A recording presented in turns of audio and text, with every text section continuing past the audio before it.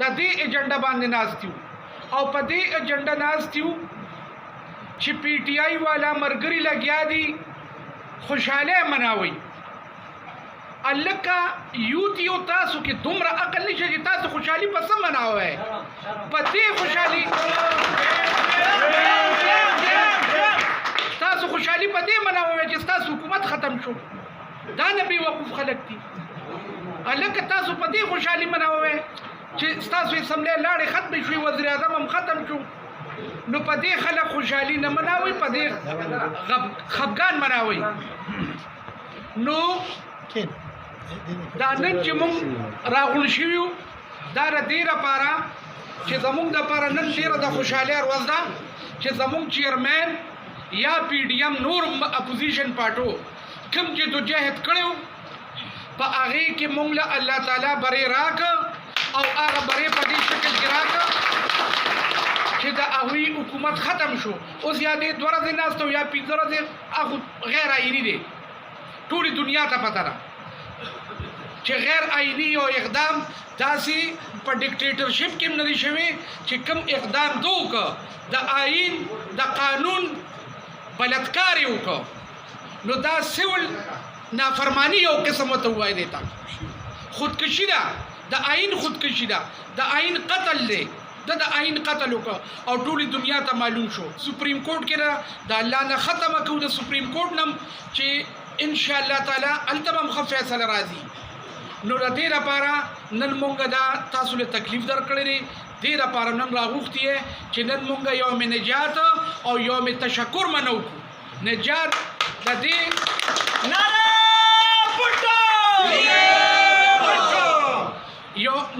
یوم نجات د دې ظالم نه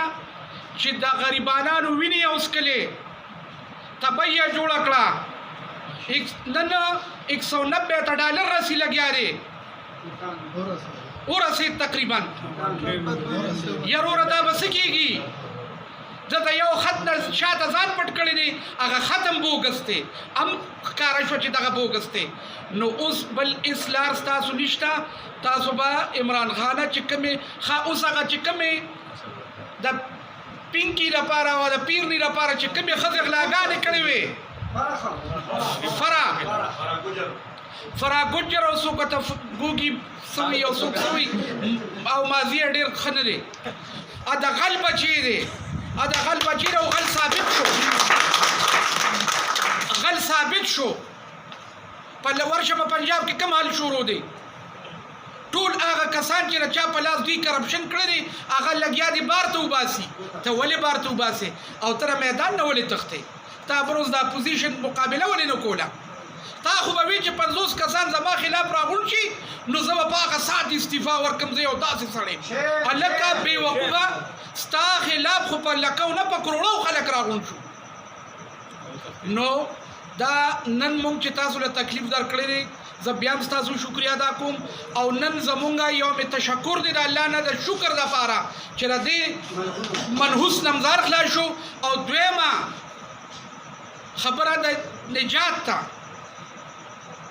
چې نجات راته حاصل شو نو د الله شکریه ادا کول غواړي او دا یوم نجات هم مناول غواړي او د نن نه چې کخیر لاړ شي سبا په خپلو کلو کې په ګاونډ کې په سوشل میډیا په میډیا په اخبار په هر څه دا خبره خوره کوي چې یا یوتیانو تاسو په څه خوشحالي مناوه بیګام د 400 یوتیان روتی دي په راځړو کې شپږ کسان تر څه شي خوشحالي مناوه وظالمه خوشحالي خو زمونږ نه چې تاسو لاړې ختم تاسو خوشحالي نشته نو دا غیر لپاره مې راغوښتې وې بلکې